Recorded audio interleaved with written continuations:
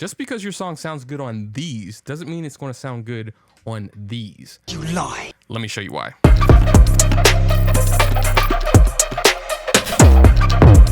What's going on, guys? It's Jay Will, and we're going to be talking about mastering today. But in order to really understand mastering, we need to know how it differentiates itself from the mixing process. Let's jump in. The difference between mixing and mastering is kind of like the difference between washing a car and putting wax on the car that's already cleaned. Mixing is a process to make sure that each sonic element has its dedicated place in the frequency spectrum and in the stereo field, making sure that there's no bass buildup or resonant frequencies, masking, things of that nature, making sure all your sounds are organized and in the right sends and return tracks, if you will. Then there's the mastering process. That's when you put on all that nice sheen and wax on your car. Wax on, wax off. Afterwards. So everything's clean, and now we're putting the shine on. It's literally the last thing you should probably do to a song before actually releasing. It accounts for maybe 1 to 2% of the process because it's all about fine tuning and accentuating the details in our songs. Okay, first thing we're going to do is we're going to start with a reference mix to make sure that we have our mix exactly where we want it to be. So check this out. Okay, so I've already recorded something from Spotify, one of my favorite bands, Butcher Brown. Shout out to those guys. But this is what the reference sounds like. Normally when we start a master, we want to make sure that we have something to shoot for. Awesome. So I'm going to try to use stock plugins just so that we can make sure that everyone has access to mastering the same way. So the first thing I'm going to do is find the loudest part of my song, which I mix to, which is right here. This is what it sounds like.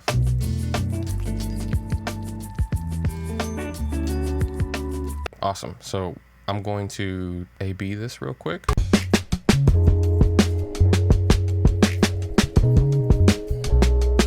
So I've already prepped my mix. I'm sitting not at -6, but a little bit lower than that. So as you can see here, we got plenty of headroom at -10 dB. But now that we have that, let's go ahead and throw an EQ on. I would normally use something like Match EQ, but again, we're going to try to limit our approach with stock plugins. First, we have our EQ master. I'm going to listen to the example again and see what the frequencies are doing. We're looking for that tonal curve.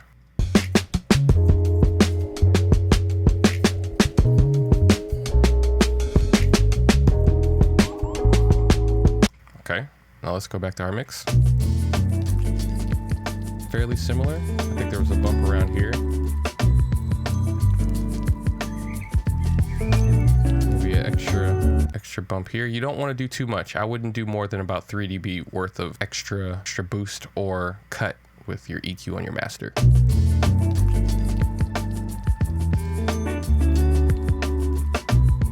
Let's go back to this.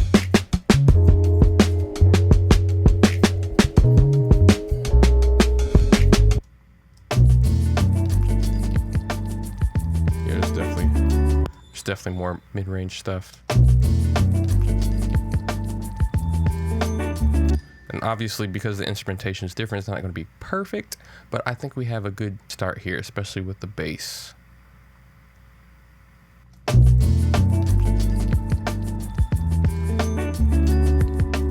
Okay, now that we have that, push this back just a little bit. Next thing we're going to do is pull in some glue compression. This is going to meld all the tracks together so it creates one sonic donut. And so I'm going to put this here. Make sure the attack and release are relatively slow. Let's hear it again.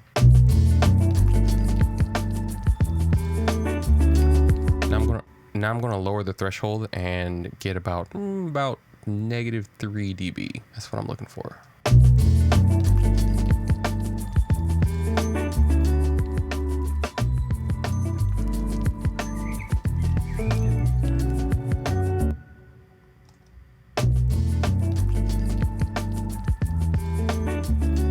And then we're going to make up 3 decibels as well.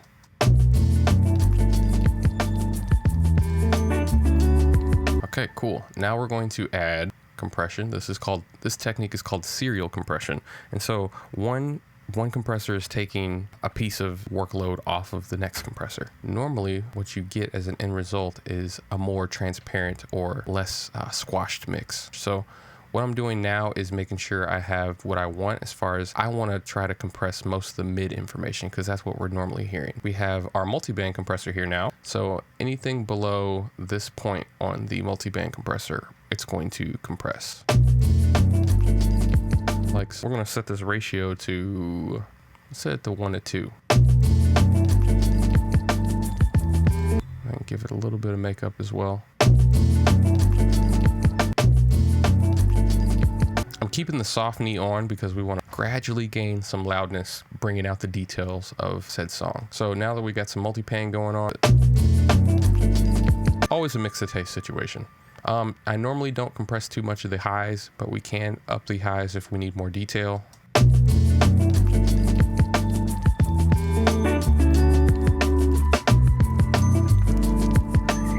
Cool, and we normally don't compress the lows. So I'm going to move on to my next thing after multiband compression, controlling the dynamic range and all that kind of stuff to give the track a little bit more of a movement. What we want now is to add tone color. So that could be excitement, saturation, making sure the stereo image is good. So that's what we're going to do next. Driving color, saturated, that's what I'm looking for. We don't need too much saturation on the master, but it's nice to have.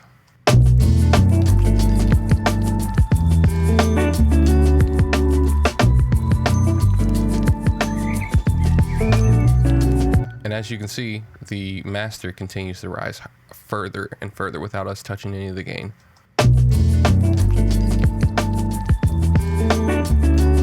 So again, we're going to turn all these off. And on.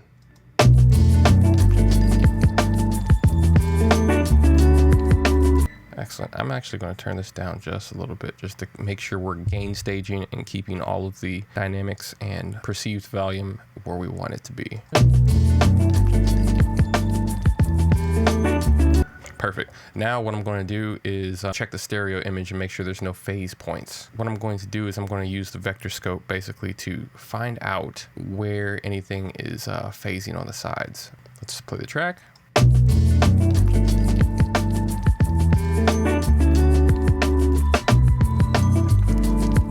And everything looks really balanced. When it gets down here in the red, that means that something's out of phase. Probably the tape that's going on in the background. I'm going to actually add a little bit of width in this range here so you guys can see where I'm actually adding some width.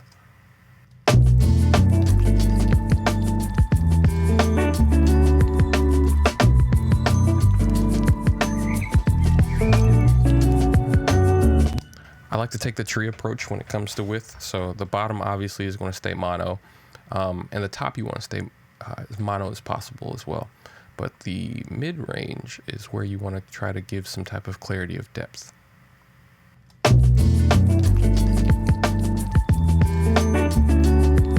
And as you can see now, the track is a bit wider. Also, I forgot to mention, my interface is like anywhere between 15 and 30%. I'm mixing at a very, very low volume because we can hear more details that way. Okay, so since we've added some width and some analog warmth with our saturator, and oh, the soft clip is off. Let's turn that on. Cool, cool, cool. Now we can start adding the loudness factor. Loud noises. And I'm going to grab a color limiter first. I think this might be a Max for Live plugin, but I'm pretty sure it's free. This is going to gain our loudness, but again, I just want like 3 decibels of compression, not too much.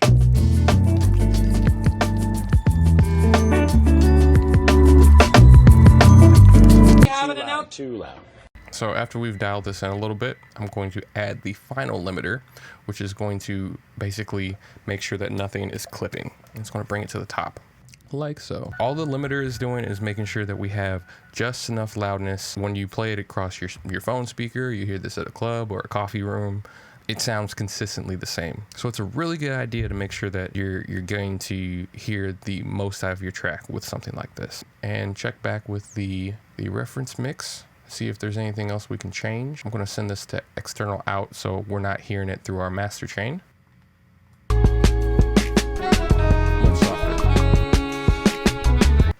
Our mix. Let's turn down the gain.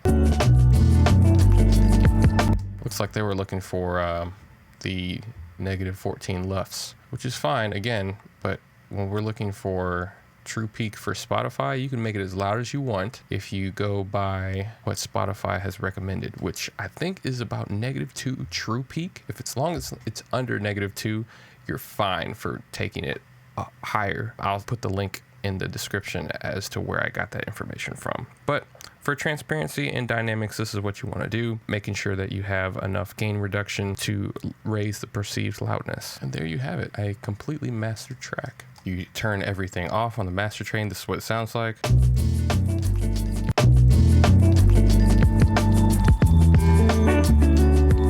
As mentioned before, there is no right or wrong way to do all this kind of stuff. It's more about the end result than how you get there. But that's how I like to do it. Hopefully you guys learned something. Now get out there and make something dope.